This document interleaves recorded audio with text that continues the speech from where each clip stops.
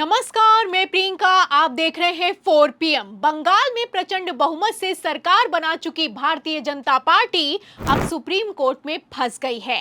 एक तरफ ममता बनर्जी के 12 सांसद भाजपा के संपर्क में आए हैं, तो वहीं दूसरी तरफ दल बदल कानून के चलते कैसे गृह मंत्री अमित शाह का ऑपरेशन लोटस फेल हो गया है, आपको बताएंगे। लेकिन पहले ममता बनर्जी पर कैसे दबाव बनाया जा रहा है, खबर देखिए। खबर आप देखिए जागरण की।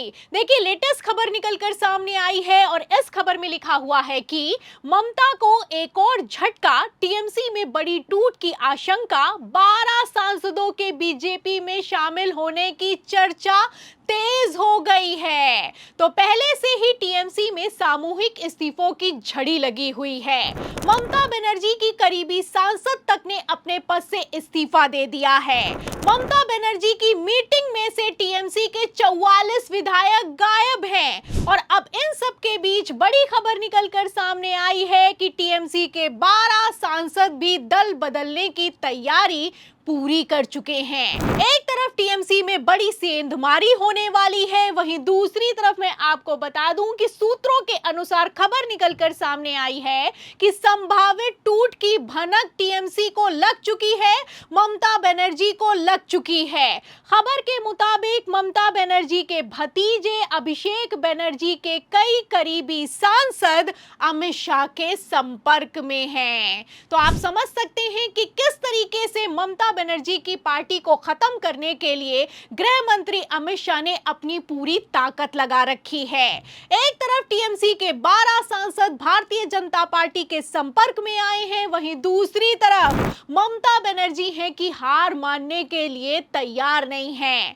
आपको बता दें कि बंगाल चुनावों को लेकर वैसे भी पहले ही सुप्रीम कोर्ट में पेच फंस गया है। आप अच्छे से जानते हैं कि टीएमसी की तरफ से पहले ही सुप्रीम कोर्ट में सबूत दिखाए जा चुके हैं कि किस तरीके से बंगाल के चुनावों में एसआईआर के जरिए हार जीत के अंतर से ज्यादा वोट डिलीट किए गए हैं। ममता बनर्जी की पार्टी ने बाकायदा सुप्रीम कोर्ट में सबूत दिखाए हैं कि बंगाल में भाजपा को टीएमसी से 32 लाख वोट ज्यादा मिले हैं और एसआईआर के जरिए हर एक सीट पर 30,000 वोट काटे गए हैं। मतलब कि भारतीय जनता पार्टी 176 सीटों पर उतने ही मार्जिन से चुनाव जीत गई है जितने की वोट काटे गए हैं। एक तरफ ममता बनर्जी ने सबूत दिखाए हैं, वहीं दूसरी तरफ सुप्रीम कोर्ट ने कहा है कि टीएमसी नई याचिका लगाए, हम बंगाल चुनावों को देखते हैं। वैसे मैं आपको बता दूं कि जब भी सुप्रीम कोर्ट में किसी भी चुनाव के बाद याचिका लगाई जाती है तो सुप्रीम कोर्ट हर बार याचिका को खारिज कर देता है, लेकिन इस बार बंगाल चुनावों में ऐसा नहीं हुआ है। एक तरफ सुप्रीम कोर्ट ने नई याचिका की डिमांड रखी है, वहीं दूसरी तरफ ममता बनर्जी अपनी याचिका के साथ तैयार दिखाई दे रही हैं। खबर निकलकर सामने आई है कि 21 दिनों बाद भी ममता बनर्जी अपनी भवानीपुर सीट पर हार मानने के लिए तैयार नहीं है। ममता बनर्जी की पार्टी ने 31 सीटों पर चुनावी धांधली के सबूत जुटा लिए हैं। एक तरफ ममता बनर्जी सुप्रीम कोर्ट में जाने की तैयारी पूरी कर चुकी हैं, वहीं दूसरी तरफ लगातार अमित शाह टीएमसी के सांसदों, विधायकों, नेताओं पर दबाव बना रहे हैं। फिलहाल कितना तगड़ा ये दबाव है, इसका अंदाजा तो तभी हो गया था जब फाल्टा सीट पर उपचुनाव की वोटिंग से ठीक पहले टीएमसी के नेता जहांगीर खान ने अपना नामांकन वापस ले लिया था। एक तरफ टीएमसी का नामांकन वापस हुआ, वहीं दूसरी तरफ फाल्टा सीट पर भारतीय जनता पार्टी चुनाव जीत चुकी है। मतलब एक सीट पर अगर ये लोग ऐसा खेल कर सकते हैं तो बंगाल चुनावों में क्या कुछ कर सकते हैं आप समझ सकते हैं। आपको बता दें कि जिस तरीके से भारतीय जनता पार्टी 207 सीटें हासिल करने के बावजूद ममता बनर्जी की पार्टी के पीछे पड़ी हुई है,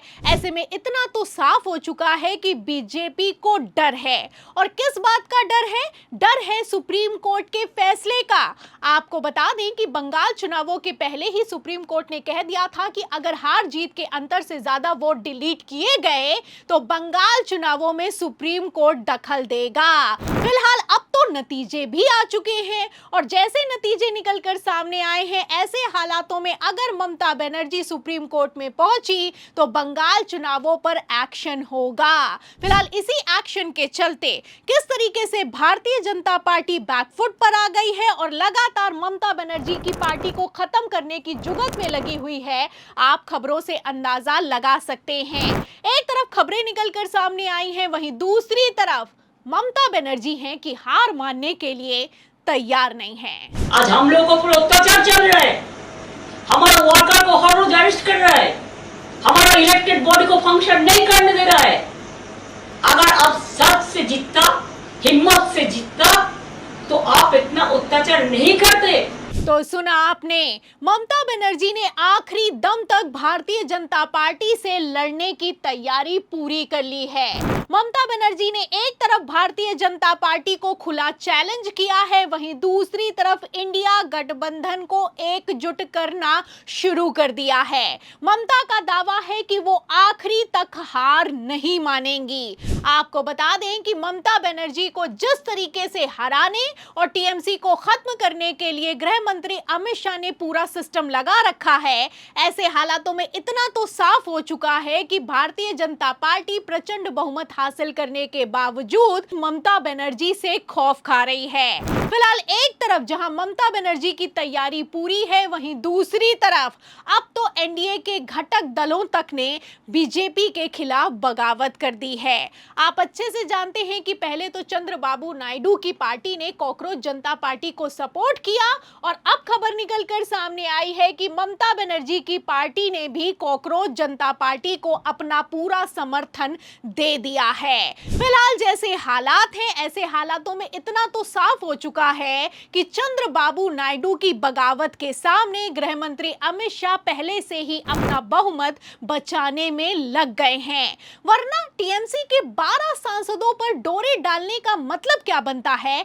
आप समझ सकते हैं। फिलहाल जिस तरीके की खबरें निकलकर सामने आ रही हैं, ऐसे हालातों में अमित शाह के लिए टीएमसी के 12 सांसदों पर दबाव बनाकर बीजेपी में उनको शामिल करवाना कोई बड़ी बात नहीं है, लेकिन यहीं पर दल बदल कानून के चलते पेंच फंस गया है। आपको बता दें कि टीएमसी के टोटल 29 सांसद हैं। ऐसे हालातों में कम से कम भारतीय जनता पार्टी को टीएमसी के 20 सांसदों को तोड़ना होगा।